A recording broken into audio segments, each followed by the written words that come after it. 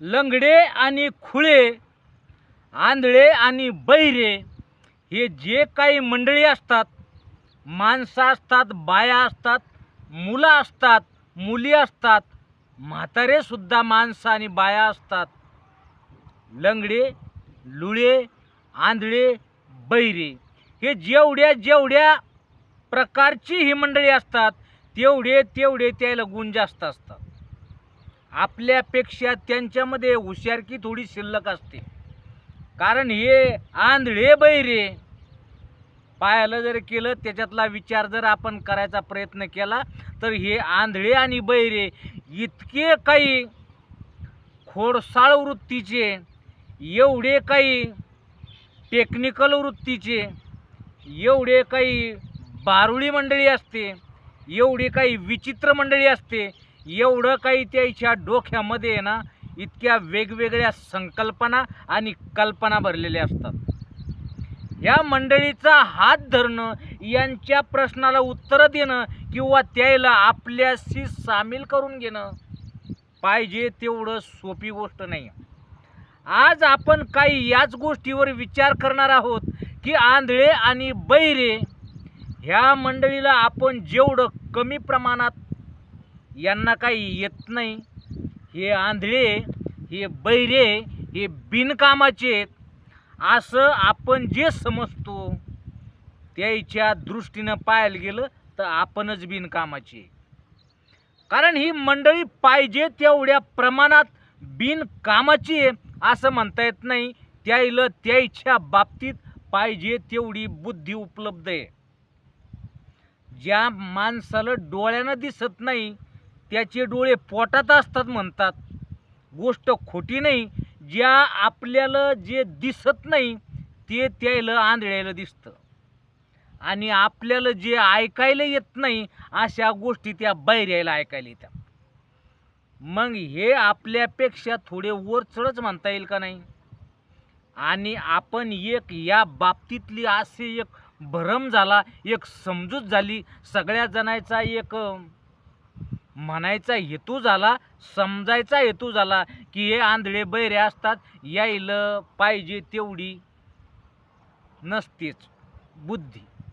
पण ही गोष्ट साफ चुकीची आहे.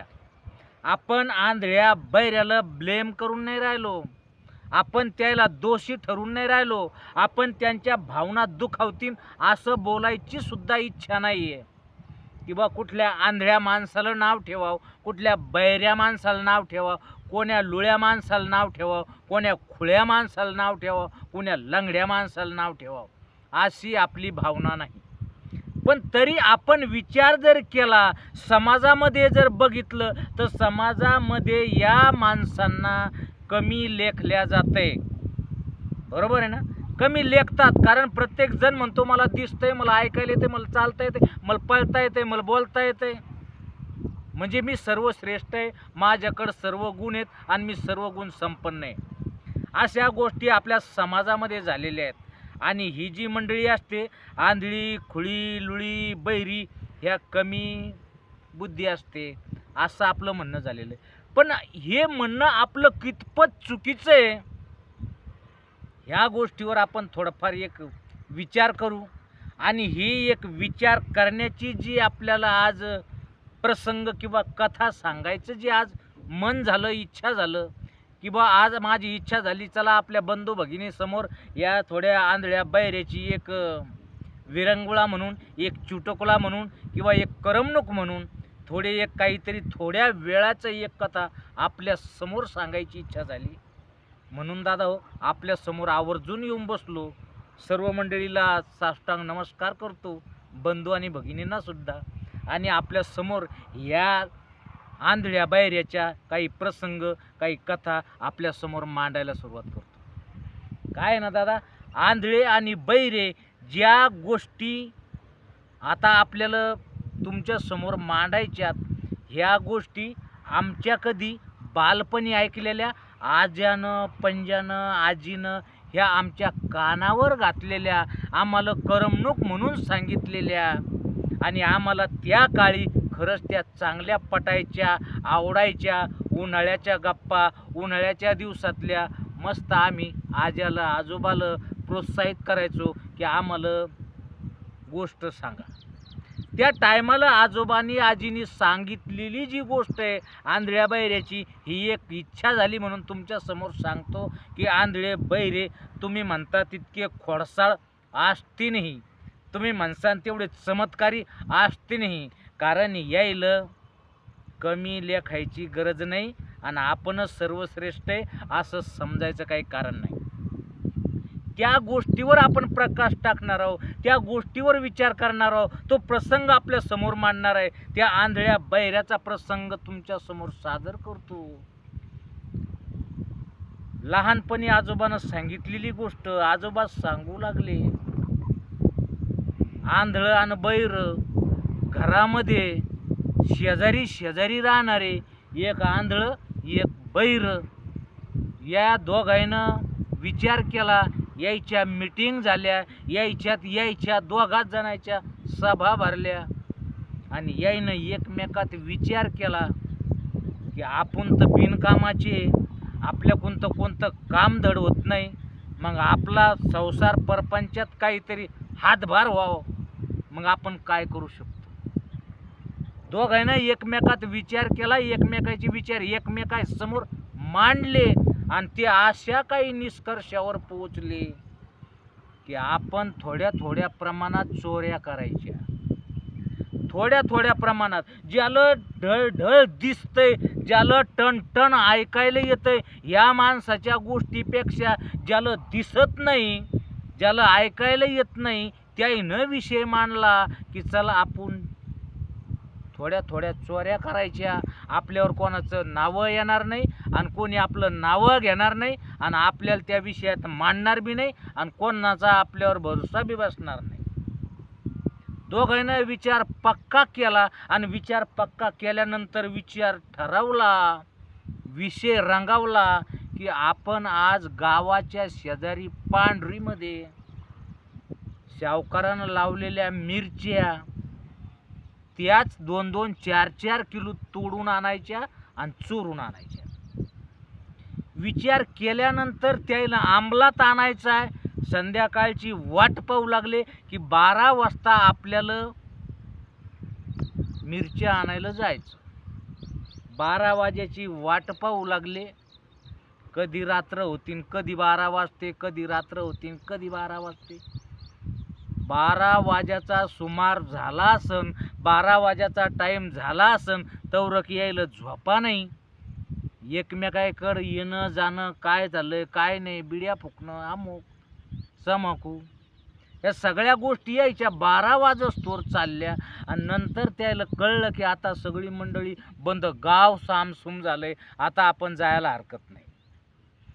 मग याईनं 2-2 पोतड्या घरातून घेतल्या मिरच्या तोडून आणायसाठी आणि हे तोडून निघायच्या टायमाला विचार विनिमय डबल केला. विचार विनिमय एकमेकाचा विचार की हे पाय, तू आहेस आंधळा पण तुला ऐकायला येतंय. खडखड जर थोड्याफार प्रमाणात जरी कुठं खडखड वाजलं तर लगेच मला सतर्क कर, म्हणजे मी तिकडं पाहीन कोण आहे काय मला समजन. ज्याला दिसत होतं जे बैर, ते बैर बी म्हणे हा मला दिसल्याबरोबर मी सुद्धा तुला सतर्क करतो. यायचा एकमेकाचा विचार झाला आणि रात्री 12 वाजता दोघंही आपापल्या घराच्या बाहेर पडले. ज्यावेळेस दोघं घराच्या बाहेर पडले, गावाच्या पांढरीत गेले. काठी लावलेली होती, त्या जे शेत होतं मिरचीचं, त्या मिरचीच्या शेताला काठी लावलेली, काठीचं कुंपण लावलेलं होतं. ह्या महाशयानं ते काठी 2-3 नाळ त्यातले त्या काठीची उपटले आणि दोघंही आतमध्ये शिरले. जे बैर होतं त्याला दिसत होतं, त्याच्यामुळं त्यानं पट पट पट ठळक ठळक मिरच्या 2-4 किलो आपल्या पोतडीत तोडल्या. पण जे आंधळं होतं त्याला मिरच्या सापडत नव्हत्या, त्याच्यामुळं त्यानं बेजार झाल्यापेक्षा त्यानं धर झाड की वरबाड, धर झाड की वरबाड, त्याला वाटलं आपण घरी गेल्यावर निसू. त्यानं प्रत्येक झाडं वरबाडू काढले आणि त्या वरबाडेल पाल्यानंच याचं पोतं गज भरलं. ज्या टायमाला याचं पोतं गज भरायचा टाईम आला त्या टायमाला रात्रीचे 12 वाजून गेलेले. कुठंतरी शेतामध्ये खडखड बांधायला वाजलं. कदाचित उंदरं असतील, रान मांजरं असतील, रान बोके असतील किंवा अजूनही काही असल. रात्रीचा वक्त आहे, रात्रीच्या टायमाला ह्या गोष्टी घडणारच. थोडी जरी खडखड वाजली आणि खडखड वाजल्याबरोबर आंधळ्याच्या कानाला जाणवलं की खडखड वाजली आणि कोणीतरी आलंय. त्याला तसं जाणवल्याबरोबर त्यानं हळूच सांगितलं, बैर्या. ते बैर्या म्हणल्याबरोबर त्यानं सुद्धा जाणून घेतलं आणि तणकन कुदलं. त्याला इशारा केल्याबरोबर आणि पाहू लागलं. पाहिलं तर समोर एक बुजगावणं होतं. सफेद बक ढवळं बक बुजगावणं दिसत होतं. यानं बुजगावणं पाहिलं आणि याला कळलं की हा मालक उभा आहे. एकदम कळल्यामुळं मालक उभा आहे असं दिसल्यामुळं ते बी घाबरलं आणि ते पोतडी तिथं ठेवून दिली आणि रिकामीच पोतडी घेऊन पळालं. ते जे आंधळं होतं ते बी तिथंच ठेवली ती पाल्याची पोतडी आणि ती दुसरीच पोतडी घेऊन पळालं.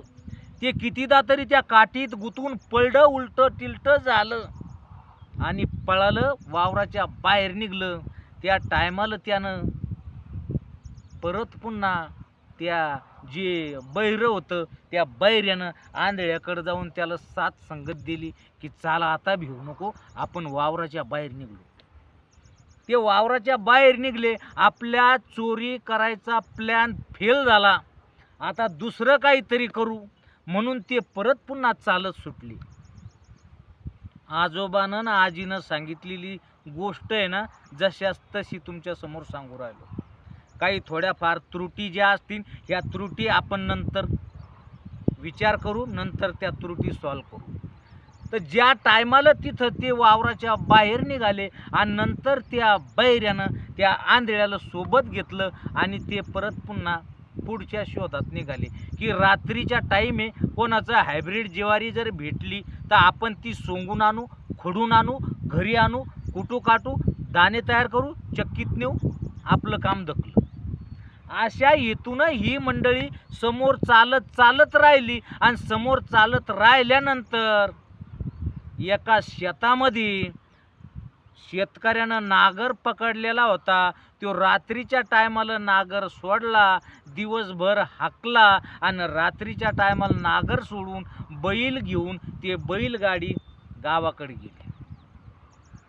ज्या टायमाला ते बैरं होतं त्याला दिसत होतं ते त्या नागराच्या पुढं पाय टाकून नागराला ओलांडून पुढं गेलं. पण ते आंधळं होतं त्याला दिसत नव्हतं. त्या नागरात गुतलं आणि उतानं झालं. ते म्हणतं का रे बैर्या, काय काय इथं मी पळडो. ते म्हणे दुसरं तिसरं काही नाही, भिवू नको, नागर आहे. शेतकऱ्यानं नागर सोडेले म्हणे, ते तुला दिसलं नाही, तुला समजलं नाही, तुला जमलं नाही म्हणून तू पळडा. अरे पण मला लागलं ना म्हणे. मग लागू दे म्हणे, आता चाल. ते म्हणे नाही तसं नाही जायचं म्हणे. मग एकदा एक काम कर, नागर आहे का म्हणे. म्हणे हो. काढ म्हणे याचा फाळ, याचा फाळ काढ. ते म्हणे की फाळ कसा काढावा, काय करायचं आपल्याला फाळ. ते म्हणे भंगारमध्ये आपण बाहेर निघलोतच ना, आता याला भंगारमध्ये विकू, 2 पैसे तेवढेच संसाराला काम येतील. आणि हे जेवढी आंधळे बैरे मंडळी असते ना भाऊ, एवढी चित्र विचित्र असतात, तुम्हाला काय सांगाव. एवढे अगोदर असतात, एवढे खतरनाक असतात, एवढे खरंच आपण जे जे शब्द यायच्याबद्दल वापराव एवढे कमी पडतील. याईनं त्यो नागराचा फाळ काढून घेतला, पोतडीत टाकला आणि पुढं निघाले. पुढं चालता चालता चालता रात्रीचा प्रवास आहे. चालता चालता एका विहिरीजवळून चालले. तिथं त्या शेतकऱ्यानं मोठ हाणलेली होती, मोठ चालवली होती आणि रात्रीच्या टायमाला तो त्याचे मोठ तिथं सोडून बैल घेऊन घराकडे गेला होता, गावाकडे गेला होता. बैर तर त्या मोठाहून पुढं गेलं, पण आंधळं त्या मोठाच्या रस्सीत त्या दोरीत गुतलं, त्या नाड्यात गुतलं आणि पळलं. तेवढी का रे बैर्या, आणि काय, अरे इथं काय मी पळलो ना म्हणे. अरे तर काय नाही म्हणे, इथं शेतकऱ्यानं मोठ सोडली म्हणे आणि मी पुढं आलो आणि तू गुतला पळला म्हणे. चाल आता जाऊ दे. नाही नाही मला लागलं म्हणे. मग काढ म्हणे नाडा सोड म्हणे मोठाचा. अरे म्हणे त्याचं बंद पडन ना खेळ, तुला गरज नाही म्हणे, नाडा सोड पाहिला. आता ह्या आंधळ्यानं सांगितल्यावर बैऱ्याला करणं पडलं, कारण त्याला दिसत होतं. त्यानं तो नाडा सोडला. नाडा आताच्या मंडळीला माहीत नाही, पूर्वीच्या मंडळीला माहीत आहे की मोठ चालवायसाठी, मोठ विहिरीतून ओढायसाठी असा मोठा रस्सा म्हणता येईल त्याला. ती दोरी, तो रस्सी ती त्या काळी वापरायची मोठ ओढायसाठी. त्याला 2 बैल लावल्यानंतर बैल ओढायची. ती त्याईनं दोरी घेतली, ती रस्सी घेतली, पोतळीत टाकली आणि ते निघाले. चालता चालता चालता समोर गेल्यानंतर ते एका परत गावात पोचले.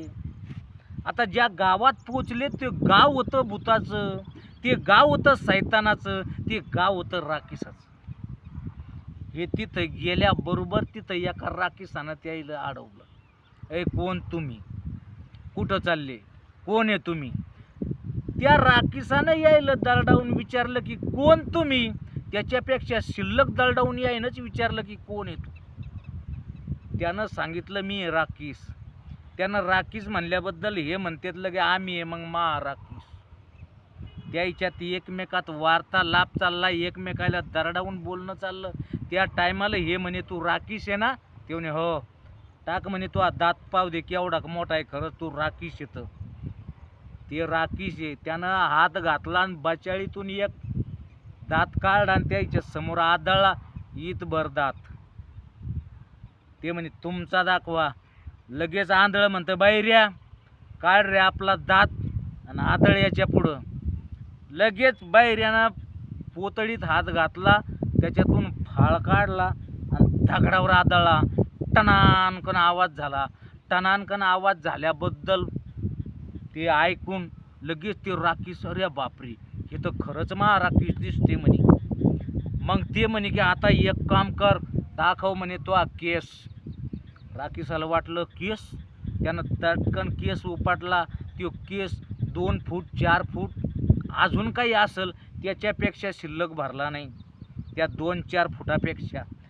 लगेच आंधळ म्हणे बैऱ्या आपला केस टाक म्हणे याच्या पुढं. लगेच बैऱ्यानं पोतळीत हात घातला, लगेच नाडा काढला आणि असा फेकला तर नाडा 50 फूट. त्या राक्षसानं तोंडात हात घातला म्हणे अरे बापरे यायचा दात एवढा कडक आहे, यायचे केस इतकाले लांबाले, खरंच हे राक्षस आहे, आपण इथून पळालेलं बरं. आणि त्यानं ताबडतोब तिथून सटकता पाय घेतला आणि ते पळत सुटलं जिकडं त्याच्या गावातली मंडळी शिकारीला जायला होती. सगळं गाव सामसूम होतं आणि बंडी मंडळी शिकारीला जायला होती. हे पळत सुटलं आणि तिकडं जाऊन त्याला बोलवलं की आपल्या गावामध्ये, आपल्या वस्तीमध्ये राक्षस आलेत, चला पटकन नाही तर आपले बंदे घरं लुटून साफ होणार. ते बंदे मंडळी, ते बंदे राक्षस पळत सुटले. कुठे कुठे कुठे. या आंधळ्यानं सांगितलं का रे आवाज येऊ राहिलाय मोठ्यानं, आरडावारड्याचा कशाचा आहे. बैर म्हणे ते राक्षस आहे ना म्हणे, जेवढे बाहेर गेलते तेवढे पळत आले म्हणे आणि त्याच्या जवळ शस्त्र आहे म्हणे. हे म्हणे आता काय करतो, चाल म्हणे आपण आता पळा. आणि हे पण दोघं पळाले. पळता पळता यायच्या पळण्यात त्याच्या पळण्यात थोडा फरक होता. ते चटकन यायच्या जवळ आले. त्या टायमाला आंधळ म्हणे करे बाहेर्या काय रे म्हणे आंधळ्या. म्हणे इथं एखादं झाड आहे का, आपण झाडावर चला म्हणे, चढा म्हणे, नाही तर आपली काही बरी गत नाही. त्या टायमाला ते म्हणे हाय म्हणे इथे एक झाड. लगेच झाड पाहिलं आणि त्या झाडावर बरं बरं बरं बरं जे बैर होतं ते वर गेलं. त्याला दिसत होतं. ते लगेच शेंड्यात जाऊन बसलं.